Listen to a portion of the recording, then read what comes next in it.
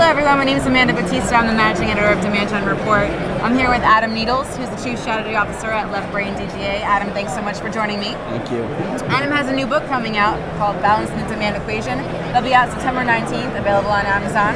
And I wanted to take some time to talk through some of the key points of the book with you. So Can you share with me, what are some of the key market challenges from a marketing standpoint right now? Yeah. So I think it really boils down to two core points, which is really the core of the book, right? So on one hand, you've got the challenge of Buyer 2.0. And I like to talk about this idea of, in a Web 2.0 environment, we've seen a substantial shift in terms of how we engage with the B2B buyer. One of those things is that we have a legacy as B2B marketers of going out and talking about our products first. More than ever, that buyer really wants to talk about their issues, right? So we've got a shift. The second part about that is that the buyers really move to new channels, right? We see that when we talk about declining rates, click-through rates in email. Every year, ad rates, everything goes down, down, down. Yep. Why is it? Because these mass interruptive kind of channels just aren't cutting it anymore. So on one hand, we've got this buyer that's tougher and tougher to engage with, but on the other hand, we've got a new challenge, which is B2B marketers are being asked to operationalize this lead factory. They got sales organizations saying, I need qualified leads, I need you to turn that out. And so the real challenge is, how do we be intimate and engaged with Buyer 2.0 and at the same time scale that one-to-one engagement? That for me is the biggest challenge of modern demand generation. To that end, so Buyer 2.0, increasingly savvy, empowered. Much more empowered when it comes to decision making. I mean, they really know what they want, and when they come to a salesperson, they have more information now than they did than ever. What are some of the nuances of that empowered buyer, and what do you attribute that to? Yeah, one of the biggest nuances that we see is a buyer who is doing more and more on their own, right? So in the past, right, so you go back 20, 30 years, right, the Mad Men era, marketers owned the channels. They knew the guy who, is three radio stations, three television, a couple of newspapers. You could control the channel with relationships, right? And so they took advantage of an arbitrage, which is they actually controlled the channels. They also did that with sales folks, right? Sales folks were where they had to go to get product information. What we see in the modern environment more than ever is that Buyer 2.0 is disintermediating that communication channel, right? They can go get information about products from anywhere, and more importantly, the strongest influencer in a B2B purchase is a peer influence, and they can go out to social networks and communities and get tons of peer influence, right? So what's going on in that environment? You see this buyer literally, reshaping their information, what I like to call their content consumption process, and doing like 80 to 90% of that. And then when they pick up the phone to call a salesperson, it's to say, I'm ready to buy. Well, it's a real problem for your poor sales guy who doesn't have control.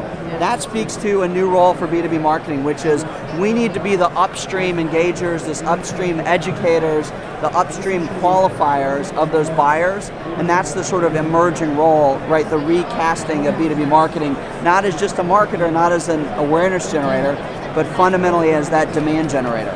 So what does that response really have to be? So to that end, I mean, you're talking about how we're shifting, marketers have a new responsibility. Can you explain that? Well, one of the things that we've seen more than ever that's really challenges, so they've been turning to technology, it's great, right? They've been adopting CRM, marketing automation, turning these new technologies, but they've been applying 1950s era, Mad Men era marketing science, right?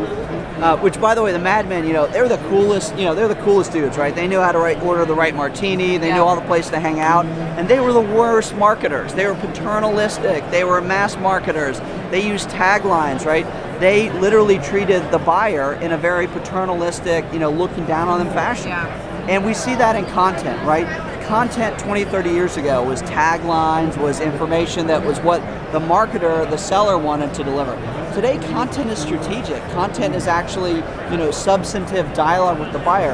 And yet, to your question, what's happening today? Marketers are buying the new technology and living in this new world, but yet they're deploying this Mad Men era mass marketing. And so they're buying really sophisticated marketing automation, and then they just use it to do batch and blast emails.